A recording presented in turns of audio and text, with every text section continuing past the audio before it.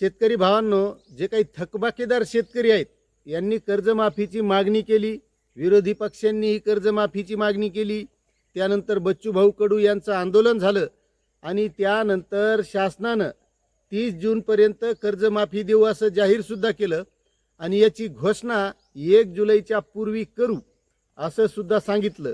मात्र हे स्पष्ट केलं नाही की नेमकी कर्जमाफी कोणाला देणार, कोणत्या शेतकऱ्यांना देणार, किती कर्ज असल्याच्या नंतर कर्जमाफी मिळणार किंवा कर्जमाफीची रक्कम किती असणार आणि जे नियमित कर्जदार आहेत यांना काय देणार, असं एक प्रकारची कोणतीही काही घोषणा केलेली नाही. मात्र आता जे काही थकबाकीदार शेतकरी आहेत यांना कर्जमाफी मिळणार, मग जे नियमित कर्जदार आहेत त्यांना काय, त्यांच्यासाठी काय फायदा आहे, अशी बऱ्याच शेतकऱ्यांची सुद्धा विचारणा असते. आणि ज्या नियमित कर्जदार स्वतःचं कर्ज शेतकरी भरत असतात या शेतकऱ्यांना काहीच मिळत नाही.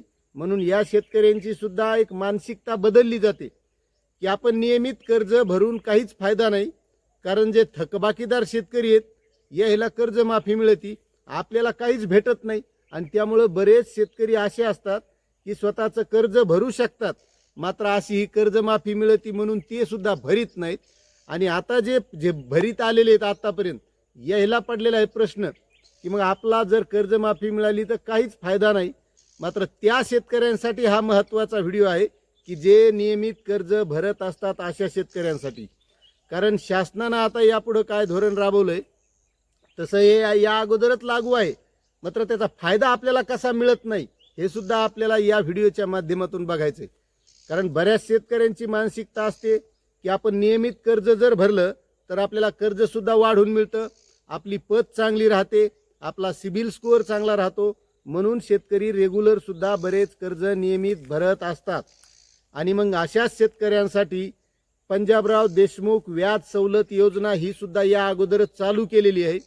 मात्र या माध्यमातून होतंय काय, बरेचसे शेतकरी 31 मार्चच्या पूर्वी कर्ज भरतात, मात्र त्या बँकेकडून जो काही सहकारी विभागामार्फत डाटा जात असतो शासनाकडे त्याला जर उशीर झाला तर तो उशीर झाल्यामुळे त्या शेतकऱ्यांना जी काही व्याज सवलत मिळत असते ती आत्तापर्यंत काही शेतकऱ्यांना मिळत होती आणि काही शेतकऱ्यांना मिळत नव्हती.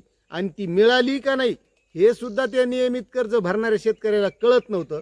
मात्र यामध्ये आता सहकार विभागानं एक बदल करण्याचं ठरवलेलं आहे. आता प्रत्येक गोष्ट ही ऑनलाईन पद्धतीने डीबीटीच्या माध्यमातून आपल्याला अनुदान भेटत असते. मग ते महाडीबीटीच्या कोणत्याही योजना असो, अतिवृष्टीचं अनुदान असो किंवा पीक विमा असो. आता तसंच जे शेतकरी नियमित कर्ज भरतात त्यांनी 31 मार्चच्या पूर्वी कर्ज भरलेलं आहे अशा शेतकऱ्यांना जे काही पंजाबराव देशमुख व्याज सवलत योजनेच्या माध्यमातून केंद्र सरकारची 3% सवलत, राज्य सरकारची 3% सवलत, अशी 6% सवलत ही डीबीटीच्या माध्यमातून त्या पात्र शेतकऱ्यांच्या खात्यामध्ये वितरित केली जाणार आहे. मात्र जे शेतकरी नियमित कर्ज भरतात अशाच शेतकऱ्यांना या योजनेचा लाभ होणार आहे. तशी ही योजना जुनीच आहे, त्यामुळे यामध्ये थोडा जो बदल करण्यात आला आहे तो ऑनलाईन पद्धतीचा केलेला आहे. पहिली ही पद्धत ऑफलाईन होती, दुय्यम निबंधकामार्फत सहकारी विभागामार्फत मग शासनाकडे हे सादर व्हायचं आणि त्यानंतर त्या शेतकऱ्यांना ती व्याज सवलत मिळायची.